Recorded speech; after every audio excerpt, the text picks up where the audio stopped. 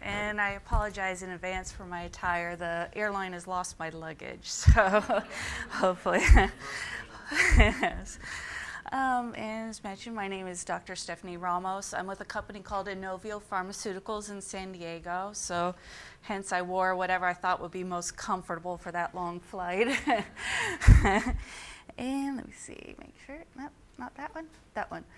Okay, and so today I'll be talking about our company's role in trying to develop DNA-based vaccines for various immunotherapies ranging from chronic infectious diseases as well as for cancer. And so to just give you a bit of a background, traditional vaccines are often live attenuated heat-killed viruses that cause a lot of problems, aren't the nicest things to inject into people, and also are take a pretty prolonged development time before getting into the clinic. As opposed to DNA-based vaccines, these are just primarily plasmid DNAs encoding a viral antigen or a tumor antigen to drive an immune response. They're safer than live virus vaccines. They've been tested in the clinic for over 2 decades now without any real adverse events. They're pretty quick and easy to manufacture. You know, it's just basic growing up bacterial cultures and to grow up more plasmid DNA. And as you can imagine, with a synthetic technology like a plasmid DNA, it's pretty quickly easy to adapt to the changing landscape. For instance, if there's a new Ebola outbreak, it's pretty quick and easy to adapt your DNA vaccine to the current strain of Ebola and generate large quantities as a potential prophylactic vaccine. But the problem is, as I mentioned, DNA vaccines have been tested in the clinic for over 2 decades with very limited efficacy. And the main problem with the lack of efficacy has been delivery of DNA vaccines. And at Inovio Pharmaceuticals, we think that electroporation-mediated delivery is a key enabling technology to help promote efficacy in the clinic. Whoops, wrong way. There we go. And just a quick background about in vivo electroporation. So it's very similar to actually in vitro electroporation to cause plasmid uptake. So first, the DNA itself is injected into the target tissue, for instance, the muscle. So it's directly injected into the muscle. And after that, the device, which has electrodes, the electrodes are placed into the muscle, and an electric pulse is sent through the tissue, causing disruptions in the cell membrane that allow uptake of the plasmid DNA into cells, for instance, such as muscle cells. These cells take up the DNA and then will express the encoded antigens. So, for instance, a viral antigen or a tumor-specific antigen. And in response, not just muscle cells, but also resident antigen-presenting cells will express these markers. And this will cause recruitment of immune cells to this tissue, as well as carrying of these target antigens into the lymph nodes, where they really help to establish an immune response to these antigens. Let's make sure. And just to give you an example of why electroporation is necessary for the in vivo uptake of these plasmid DNAs, what we've done here is using our intramuscular electroporation device in rabbit muscles, rabbit quadriceps. You could see if you inject a DNA plasmid encoding green fluorescent protein directly into the muscle and look a few days later, you get little to no expression of the protein. Whereas if you combine injection of DNA along with in vivo electroporation, you can see strong, robust expression of GFP throughout the muscle. And these are 2 millimeter cross sections of rabbit muscle splayed out. So you get a very good uptake and very strong expression of the gene of interest. And so to further this platform in the clinic, Inovio has taken a 3-pronged approach where we have a team developing these DNA-based vaccines. They use computer algorithms to generate a gene sequence for optimized gene expression, as well as small mutations in the gene to improve antigenicity, so improve the immune response. We also have an affiliate, VGXI, that has proprietary methods to scale up and mass produce these plasmid DNAs at very high concentrations, greater than 10 mg per mil DNAs, so that we could have good delivery. As well as, and what I'll be talking more about, is our in vivo electroporation systems for delivery of DNA vaccines. And so the Selectra 5P is our intramuscular electroporation device that we've used in the clinic so far. You can see right here, this is the device that we've used most in the clinic right now. It's our device we've done in various phase 1 and phase 2 clinical trials. And you can see right here it has an array with 5 electrodes that are actually inserted into the muscle to deliver a pattern of electrical pulses throughout the tissue right here. And this is a tethered device. Right now, we're about to start phase 3 clinical trials where we've adapted the device to be an all-in-one device. So rather than having a needle and syringe to inject the DNA into the muscle, you actually will have a cartridge that contains the plasmid DNA vaccine that gets loaded into the device, which is a handheld wireless device, and it's an all-in-one, inject the DNA, electroporate, and then you're done. And as I mentioned before, Inovio has run a number of clinical trials with these, including trials, everything in black is a completed trial, everything in red is an ongoing trial. So we've done it for influenza, HIV, as well as for a variety of HPV, human papillomavirus associated diseases. And we also are starting to branch out more into other cancer disorders, breast cancer, pancreatic cancer, as well as chronic hepatitis diseases, and most recently as well, Ebola. But right now I'm going to show you a couple slides where we've done a therapeutic phase 2 trial for HPV-associated cervical precancers. But just to give you a sense, we've treated over, I think now updating this, over 600 patients, administering several rounds of immunizations in these patients without any serious adverse events. And so just to give you a little preview of our most advanced clinical candidate, it's VGX-3100, which is a DNA vaccine for the treatment of human papillomavirus-specific cervical precancers. So a woman gets a positive pap smear that's a grade level of a SIN 2 or 3, they could be then treated with our vaccine, which actually it's a combination of 2 different plasmids encoding viral antigens for the HPV serotypes that are most commonly associated with cancer, HPV 16 and HPV 18, and these encode the E6 and E7 proteins of those. And this has been fully optimized to increase protein expression as well as to improve the immune response. And so in a phase 2 clinical trial for cervical dysplasia, patients are injected with these DNA vaccines along with electroporation, given, I believe, 3 rounds of immunization, and monitored for immune responses, as well as clearance of high-grade cervical dysplasia from grade 2 or 3 down to grade 1 or no dysplasia. And as I mentioned before, these, in combination with electroporation, we could drive very strong T-cell responses. So this shows T-cell interferon gamma specific T-cell responses over time.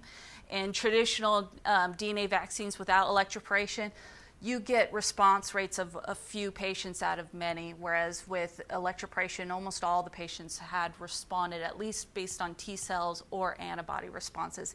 And you get a long, nice, robust T cell response that is durable over time. And looking at the clinical efficacy, you could see that right here, I think, is the most important one, just for time. But you do get significant regression to SIN 1 or normal after 3 rounds of immunization with VGX-3100. That's statistically significant compared to placebo. But even more importantly, they also, these patients in this graph here, also had complete virological clearance of the HPV virus. So this is very different from traditional therapies. Usually women get a LEEP procedure where the cervical dysplastic tissue is removed, the cancerous tissue is removed, but oftentimes there's recurrence because these people haven't been cured of the virus. Whereas in this case with the vaccine, not only do you get regression of the cancer because the T cells are killing the targeted tissue, the tumor tissue, but you're also getting clearance of the virus. So you're helping to, hopefully will help to prevent recurrence. But I didn't mention one thing. One disadvantage to intramuscular electroporation is the pain associated with it. So usually an injection gives you, a muscular injection gives you a pain score of about 2 or 3. The electroporation adds, on average, it gives you a pain score of about 6. So in terms of a cancer therapy, that's pretty tolerable. But in terms of a prophylactic treatment or say a treatment for small children, it wouldn't be very acceptable. So Inovio is now developing devices that are targeting other tissue types and hopefully with the benefit of less pain. And so one such device is what we call the surface electroporation device, or the SEP device. And so that, as the name mentions, it just electroporates the very surface of the skin. It doesn't even have electrodes that penetrate. So it gives almost no pain right there. And as I mentioned before, our preclinical device that we use to test in animals is a tethered system, but Inovio is adapting the system to be an all-in-one wireless system as well. And you can see right here using guinea pig skin and GFP expression, once again, without electroporation, very little to no expression. Whereas with electroporation, you get robust gene expression on the skin surface right here. And you can see right here, this is cross-section through the skin. And you can see only the uppermost layer of the skin is expressing the plasmid DNA. Not only is Inovio adapting the surface electroporation device for skin delivery, but also they're developing a multi-head device so that you could deliver not just one, but multiple DNA vaccines at the same time. So for instance, you could either deliver twice the amount of one vaccine, shown here in GFP, or here we're showing a quad head device where you inject, say, GFP, GFP, RFP, RFP encoding plasmid. So you can inject up to 4 different plasmid DNAs in individual sites as well. They've actually set it up so you could do up to 10 now. And this is just showing expression kinetics in the skin following surface electroporation over time. So these are skin sections right here. And you can see you get expression as early as 4 to 6 hours, and it peaks around 24 to 48 hours. And by about day 7, it starts to disappear. And that's this in the guinea pig model. That's about the time the keratinocyte, the uppermost layer skin turnover rate is in guinea pig skin. So it's just becoming sloughed off. In humans, it's about 14 days, but ample time for an immune response. So for infiltrating lymphocytes to come in, take up the proteins of interest, carry it back to the lymph nodes, and mediate an immune response. And this is some nice confocal imaging done with a collaborator at Scripps, just again, whoops, too far, showing that the uppermost layer of the skin right here of the epidermis is transfected with a surface electroporation device. And right here, so we looked more at what cell types of the skin are transfected, and as you would imagine, being the most abundant type in the surface, keratinocytes are highly transfected in the skin, shown here with our red reporter. And even more importantly, what we think is the skin is a highly immune competent tissue with a lot of resident dendritic cells called Langerhans cells that really promote an immune response. And what's really interesting is we see direct transfection of dendritic cells in the skin. And this is some nice imaging again with our collaborators at Scripps showing a dendritic cell that's been directly transfected with the surface electroporation. And these cells, once once they've taken up the plasmid DNA, can also then migrate to the secondary lymphoid organs. This is a peripheral lymph node shown here. Within about 12 to 24 hours, you could get migration of cells that have taken up the plasmid DNA into the lymph nodes, where they'll present any antigen you want to T cells or B cells. Oh, keep going the wrong way. So that was the surface electroporation device. We also have another skin targeting device called the Selectra 3P. As opposed to the surface electroporation, which is just at the very keratinocyte, the very epidermis, the 3P has 3 millimeter electrodes that go directly into the skin. So a little bit more pain, but a lot less than IM. And as you can imagine, it goes down into the dermis and even into the subdermis. And so now we get transfection of not just the skin surface, but you can see when you flip the skin over, you even get down to the underside of the skin. And as you can imagine, since it does go deeper, we do get a wider range of target cell types that are transfected in the skin. Of course, keratinocytes and fibroblasts. We also get these professional antigen presenting cells targeted in the skin. Some fat cells as well, and even what I think is a little more important, some muscle cells in that very deep subdermis, because these are more longer-lived cells in the skin. And I don't have a lot of DNA right now that I could, a lot of data I could show right now about this, but what we've shown, what we've started to see with the SEP versus our 3P device is that even though you're targeting essentially the skin, essentially the same target tissue, just by modulating that depth a little bit, you could get a different biological effect. So with the SEP device, both the SEP and the 3P, you get strong epidermal transfection, whereas the 3P, you start to get lower, the dermal and the subdermal transfection. But the 3P actually causes a lot more significant damage within the skin type, some more necrosis, whereas the SEP causes more milder apoptosis. And what we're seeing is we're actually getting that effect downstream into our immune responses, where the SEP drives a much stronger antibody response, whereas the 3P could drive antibody as well as very strong T cell responses, more similar to what we see with our intramuscular electroporation. And we really think that by going a little bit lower and causing a little bit more tissue damage, that provides a nice strong inflammatory milieu that could promote T cell responses in addition to antibody responses.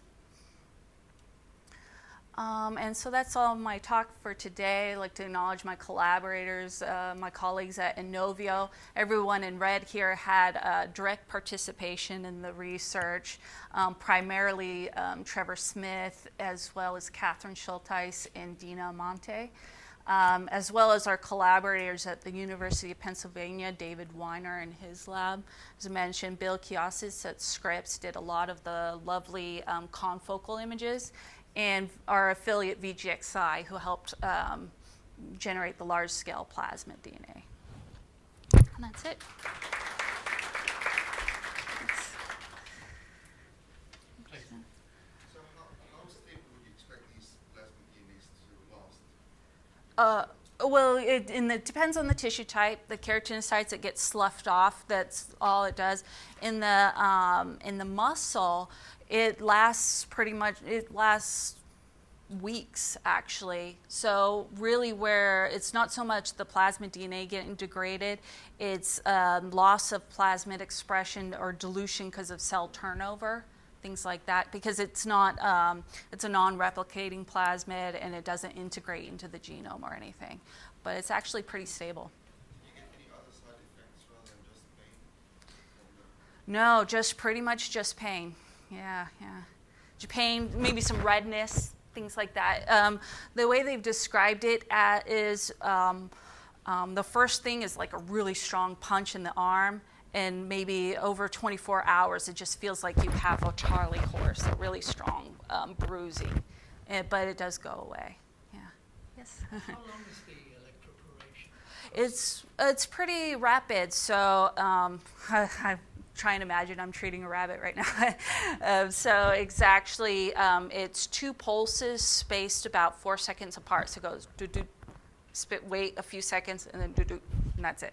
And many of the multi-headed devices used up to now have left permanent scarring. So not our SCP device, the one that doesn't go, at least we haven't seen that in animals, because it doesn't penetrate, and we use a very low voltage, so it doesn't scar. The 3P device, if you go up a little higher in voltage, it does leave a little bit of scarring. Yeah.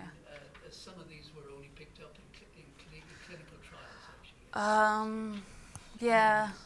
Yeah, we've been using a variety of animal models: guinea pigs, pigs, rabbits, rats, monkeys, everything. We haven't seen any scarring in those settings. The SCP has not gone into the clinic yet. The 3P has, yeah.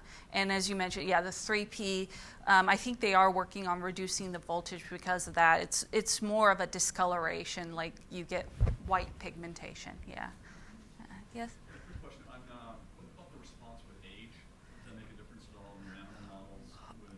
We haven't tested that in animal models, but that is something we're definitely curious about, especially for, say, our flu programs and things like that. But we haven't done that. I could tell you with our primates, we've done a wide variety of ages, not super elderly primates, and haven't noticed any trends in reduced immune responses, but we've never challenged them or anything. So I think there's one. Yes?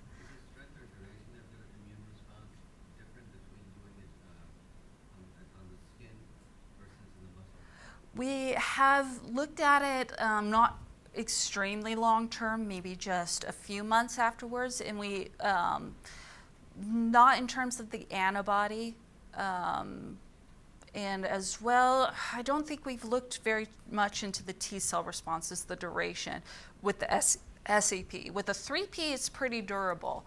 I think the longest we've gone out in animal models is probably about 3 months, though. Yeah. Any other? Yes?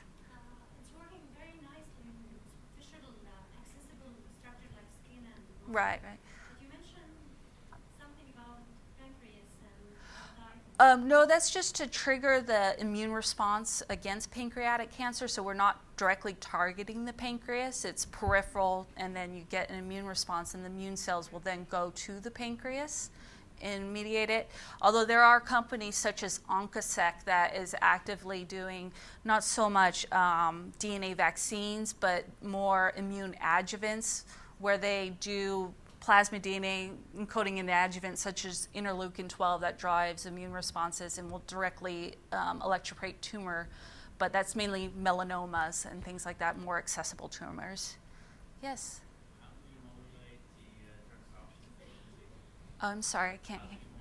Modulate transduction efficiency by electroporation? So right now, for us, we're trying for that knock on the head robust, because anything less doesn't do too much. But you can do it by modulating the voltage or the amperage. And we're finding even sometimes use different buffers that you use to formulate the DNA could have an impact on the electrical parameters and modulate the transfection, although it's not very fine-tuned. Another pathway we're looking into is more making it target-specific, using, say, specific promoters and things like that for target tissues as well. Yeah. Yes? So you said you've been trying about 600 patients? Yeah. They all had different types of cancer, right? Many were just normal controls, early phase ones. Many were for chronic HIV infection or more prophylactic for flu, so just normal controls, as well as our phase 1 and phase 2 were for HPV-associated cancers. Now we've started this year clinical trials for prostate cancer, breast cancer, pancreatic cancer. We're leveraging our HPV platform into other HPV-associated cancers like head, neck, and throat, as well as anal cancer, things like that. Yeah. Yes. When you do get a good response, do you get a good? Do you also get a vector response as well? Um, Plasmid response. No, because it's just naked plasmid DNA. So it's not like a viral particle or anything like that. It's just naked plasmid DNA. So yes, we get inflammatory response probably from the CPG motifs and things like that. But other than the target gene of interest, we don't have anything in there that's very immunogenic. Yeah. I mean, you don't get anti-DNA responses. Oh, anti-DNA? We haven't looked at anti-DNA responses, to be honest, no. The lupus around, maybe. Yeah, yeah. Anything else? Thank you.